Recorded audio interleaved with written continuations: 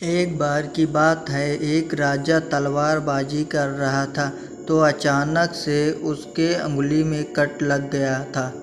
तो पास खड़े मंत्री अचानक बोल उठे, राजा साहब चिंता ना करें, जो होता है अच्छे के लिए होता है। यह सुनते ही राजा को गुस्सा आ जाता है।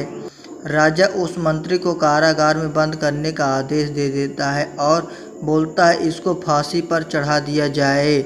यह सुनकर मंत्री घबरा गया। उसने राजा से निवेदन किया, महाराज, मैंने आपके यहाँ इतने वर्षों तक काम किया है, क्या आप मेरी अंतिम इच्छा नहीं पूरी करेंगे? राजा बोला, ठीक है, बताओ क्या है तुम्हारी अंतिम इच्छा? मंत्री बोला, कृपया मुझे 10 दिन का समय दीजिए, उसके बाद आप मुझे जो चाहें वो सज़ा दे दीजिए। राजा ने उसे अंतिम इच्छा मान ली।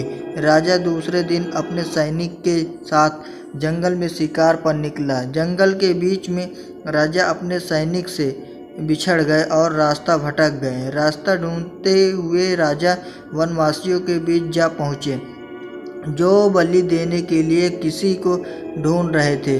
वनवासियों ने राजा को पकड़ लिया और वन देवी को बलि देने के लिए ले गए। बलि देने की सारी तैयारियां पूरी हो गई थी। जैसे ही राजा को बलि देने के स्थान पर ले जाया गया, वहां खड़े बुजुर्ग की नज़र राजा की खंडित अंगुली पर पड़ी। उसने आवाज़ लगाई कि ये तो खंडित है, इसकी बलि नहीं दी जा सकती है। तो वनवासियों ने राजा को छोड़ दिया। राजा जैसे ही तैसे वहां से निकला और अपने राज्य पहुंचा। सबसे पहले कारागृह से अपने मंत्री से मिलने पहुंचा। राजा ने मंत्री से कहा, आपने सही कहा था, अगर मेरी अंगुली नहीं कटी होती तो मैं जिंदा नहीं होता है, यानी जो होता है अच्छे के लिए होता है। राजा ने फिर पूछा, मेरा तो फ़ायदा हुआ, लेकिन आपका कैसे फ़ायदा हुआ? मैंने तो आपको सज़ा दी। मंत्री बोला, मैं आपके साथ शिकार पर हमेशा रहता हूँ, उस दिन भी रहता, लेकिन मेरे खंडित नहीं होने के कारण मेरी बलि चढ़ जाती, इसलिए मेरे साथ भी जो हुआ अच्छा हुआ। राजा प्रसन्न हुआ, लेकिन छोटी सी बात पर मंत्री को सज़ा देने का दुख भी हुआ। इसलिए राजा ने मंत्री को कारागृह से निकालकर फिर से अपने साथ रख लिया।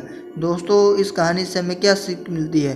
दोस्तों, अपने जीवन में बहुत से उतार चढ़ाव आते रहते हैं। कभी कभी कुछ चीज़ें मन मुताबिक नहीं होती है, इस कारण से कभी निराश नहीं होना चाहिए।